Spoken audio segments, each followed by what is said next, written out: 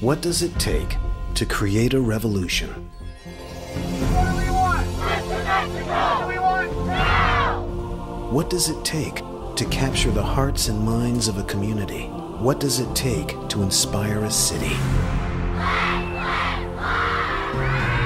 It happened. How do you take something counterfeit and turn it into something real? And why would millions rally to help a talking dolphin? 2002. The agency wins the Frontier account with a non-traditional approach to airline advertising. The big idea was to take the animals on the tails of Frontier's planes and bring them to life. All of Colorado falls in love with Larry. So, Flip, you get that Florida gig? Jack. Hey, Larry, do I look fat to you? Griswold. And Flip, who, no matter how much he protests, is always sent to the cold, windy city of Chicago. Denver-based Frontier Airlines. The campaign quickly becomes an example of branded entertainment. Even South Park parodies the commercials. January 2006. While United Airlines, Frontier's biggest rival, emerges from bankruptcy, low-cost giant Southwest Airlines arrives in Denver. But Frontier had a plan to steal the spotlight with an ad campaign that would blur the line between reality and fiction like never before.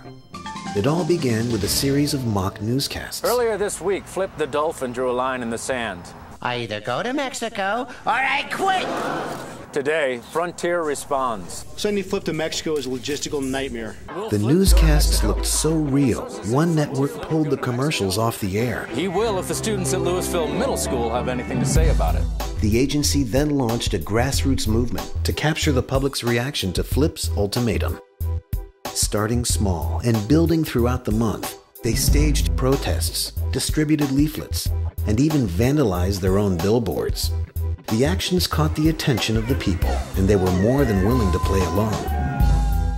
Thousands logged onto fliptomexico.com, anchored with Flip's daily blog, an online petition, and daily news updates.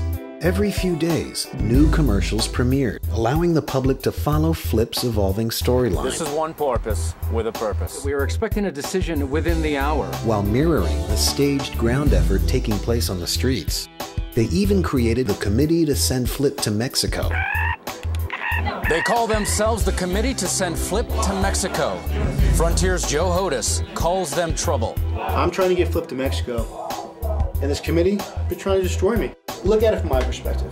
Today we send Flip to Mexico, and tomorrow I've got 49 other animals in here with their agents demanding new routes.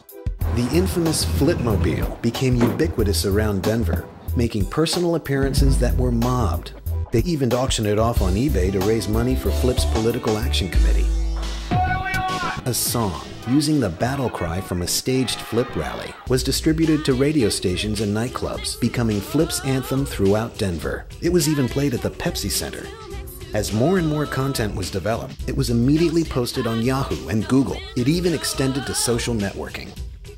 Audio and video podcasting became a viral thread, with interviews. So, Larry, you don't think he would last in the Gulf of Mexico? I think probably he'd either wind up eaten by a shark or in a tuna net. Vlogs. Today, it's the battle cry of... And Flip's anthem all being featured on the iTunes Music Store.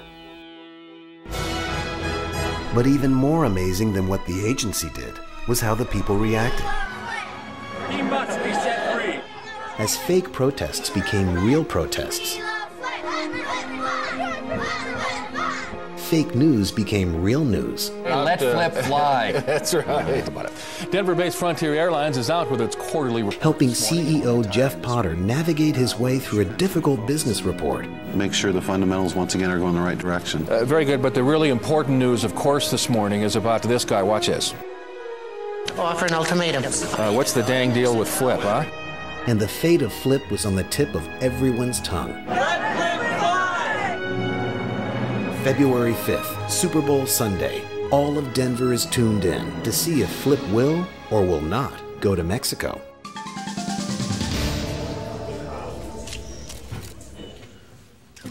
This was not an easy decision, but I think we've made the right decision. Ladies and gentlemen, Flip will go to Mexico.